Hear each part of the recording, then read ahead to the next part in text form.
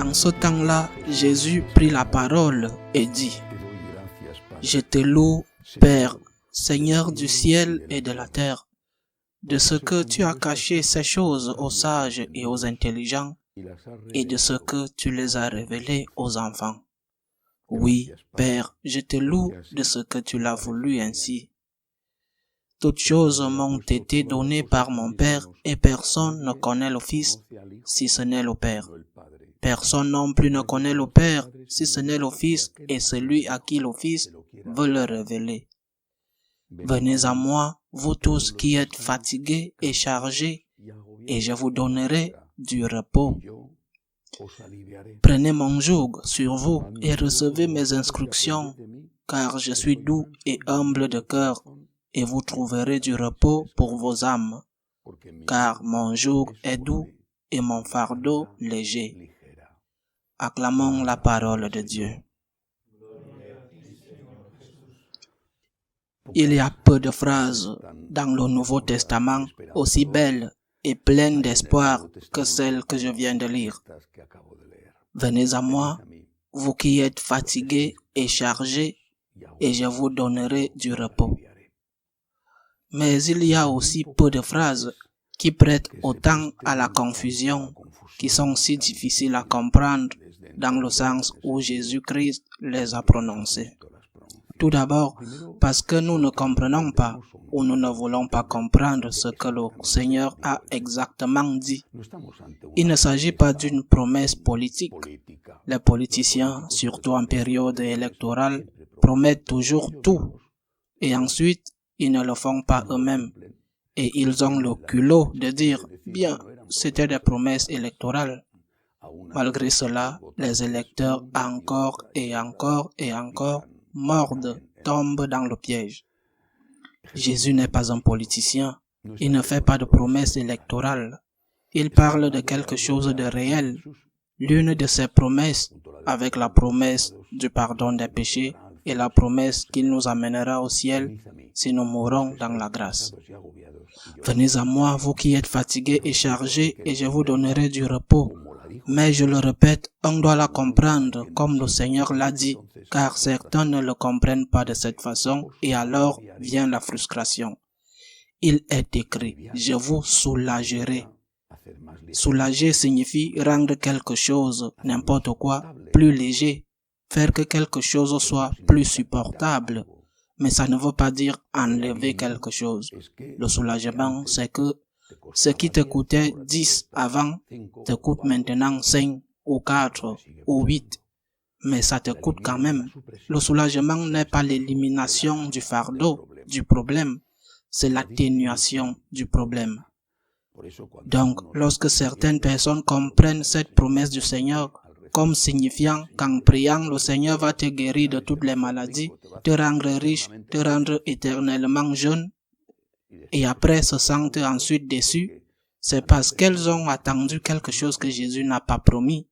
Le Seigneur n'a jamais dit que ses disciples ou ceux qui le prient n'auraient aucun problème dans la vie.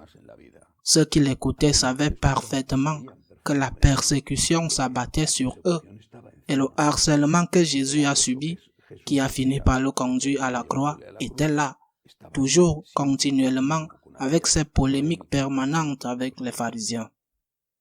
Personne n'a été dupé. Pourquoi nous nous trompons? Le soulagement est toujours produit, toujours. Jésus-Christ ne ment pas. Ce qui se passe, c'est que nous voudrions que ce ne soit pas un soulagement, mais une suppression, que le problème que nous avons disparaisse complètement, mais ce n'est pas ce que Jésus a promis. Mais ce n'est pas la partie la plus difficile à comprendre. La partie la plus difficile arrive maintenant.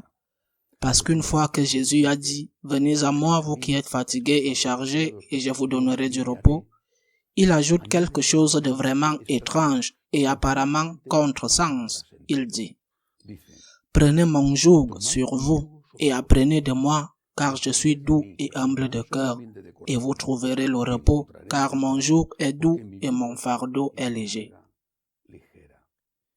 Une personne qui est en difficulté, qui est fatigué et chargé ne peut pas prendre un joug, un fardeau supplémentaire. Si Jésus promet un soulagement, comment se fait-il qu'il dise ensuite que nous devons accepter un fardeau? Soulager signifie qu'il enlève une partie du fardeau, mais comment dit-il ensuite qu'on doit accepter un nouveau fardeau qui est le sien?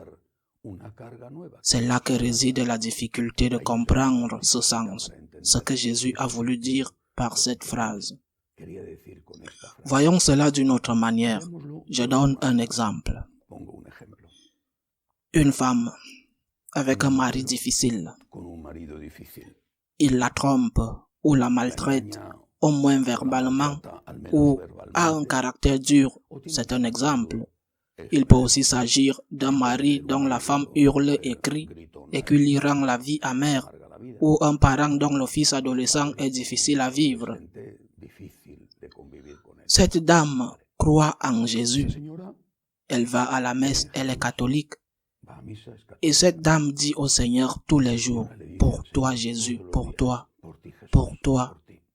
Tu as porté ta croix pour moi. » En fait, ce n'était pas ta croix, c'était la mienne. Tu as porté ta croix pour moi et je veux porter la mienne pour toi.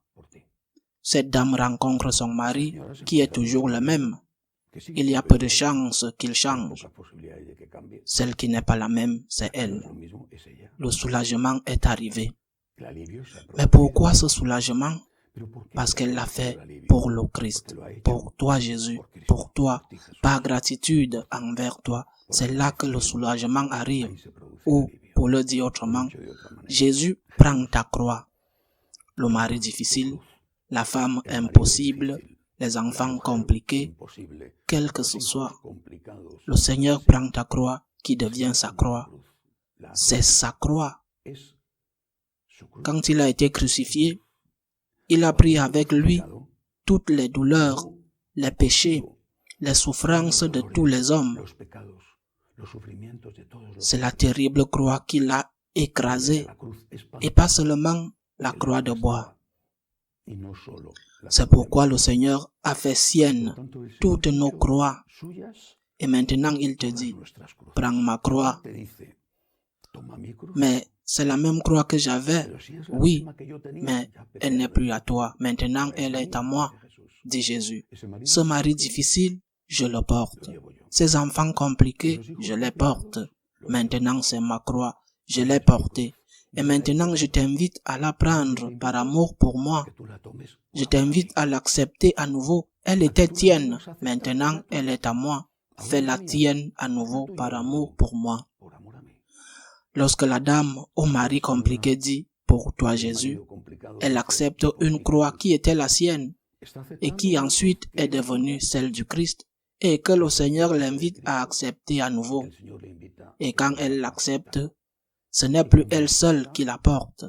De même que le Cyrénéen a mis son épaule pour porter la croix du Christ, sans prendre tout le poids du Christ, de même Jésus, il met son épaule pour porter notre croix sans prendre tout notre poids. Mais nous devons être capables de dire, pour toi Jésus, pour toi. Combien de personnes en ont bénéficié au cours de ces années? Depuis longtemps maintenant, j'insiste sur ceci. Pour toi, Jésus, par gratitude envers toi, par amour pour toi, donne-moi la force, Seigneur, que je n'ai pas. Soulage mon fardeau, Seigneur, que je ne peux supporter. Fais le sien. Et moi, par amour pour toi, je la ferai mienne à nouveau. Fais le sien. Je ne veux pas ce fardeau, mais si c'est ton fardeau, par amour pour toi, je le ferai mien à nouveau. Pour toi, Jésus, par amour pour toi, par gratitude envers toi, Jésus. Je suis prêt à être comme ça toute ma vie, juste pour être avec toi, parce que ce fardeau, maintenant, m'amène à toi. Dans cette croix, maintenant, je te trouve. Pour toi, Jésus, et par amour pour toi. Ce n'est pas de la publicité. Ceci s'accomplit. Tout le monde peut en faire l'expérience. Nous sommes si nombreux à en faire l'expérience tous les jours. La cohabitation difficile, la maladie, les problèmes économiques, les problèmes sociaux. Pour toi, Jésus, par amour pour toi, par gratitude envers toi. Et là où nous ne pouvons plus continuer, nous trouvons la force en lui pour continuer. Le catholique n'est pas un enfant de la culture de la mort, comme l'a dit Saint Jean-Paul II. Ce n'est pas quelqu'un qui s'enfuit. Il est un enfant de la culture de la vie. C'est quelqu'un qui affronte. C'est quelqu'un qui n'abandonne pas. C'est quelqu'un qui se relève quand il tombe. Mais pas parce qu'il est Superman, parce que Superman n'existe pas. Il puise sa force dans la rencontre avec le Christ. Pour toi, Jésus, par gratitude envers toi, Jésus, par amour pour toi toute ma vie. Qu'il en soit ainsi.